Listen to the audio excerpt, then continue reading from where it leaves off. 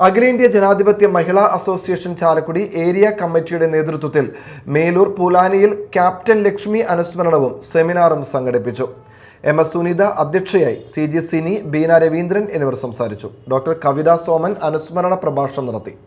വേറെ എന്തൊക്കെ ഇന്ന് വേണമെങ്കിൽ എന്തൊക്കെ സൗകര്യങ്ങളുണ്ടോ, ഞാൻ ആ ജീവിതത്തിൽ അഭിരമിക്കുമ്പോഴല്ല നമ്മൾ മനുഷ്യരാകുന്നത്.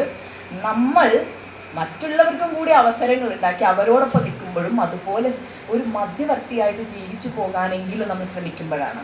അല്ല, നമ്മൾ ഈ പറയുന്ന എല്ലാ സൗകര്യങ്ങളും ഉണ്ടായിട്ടും ക്യാപ്റ്റൻ ലക്ഷ്മി എന്തിനാണ് ഈ സമൂഹത്തിൽ അവരുടെ ജീവിതം സമർപ്പിച്ചത്? എന്തിനു വേണ്ടിയിട്ടായിരുന്നു?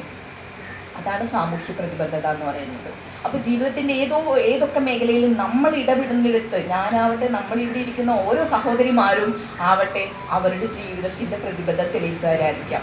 ചിലപ്പോൾ വീട്ടിൽ അല്ലെങ്കിൽ വീട്ടമ്മമാരായിട്ടുള്ളവരാണെങ്കിൽ അവർ തീർച്ചയായിട്ടും ആ ഒരു തൊട്ട് അയൽവക്കത്തോ അല്ലെങ്കിൽ അപ്പുറത്തോ ഇപ്പുറത്തൊക്കെയുള്ള വിഷയങ്ങളിലെങ്കിലും ഇടപെടുന്നവരായിരിക്കും. ആ രീതിയിൽ ഓരോ സ്ത്രീകളും ഈ സമൂഹത്തിന് സമർപ്പിക്കുമ്പോഴാണ് ഈ സമൂഹം എന്ന് പറയുന്നത് ഒരടിയെങ്കിലും മെച്ചപ്പെടുന്നത്.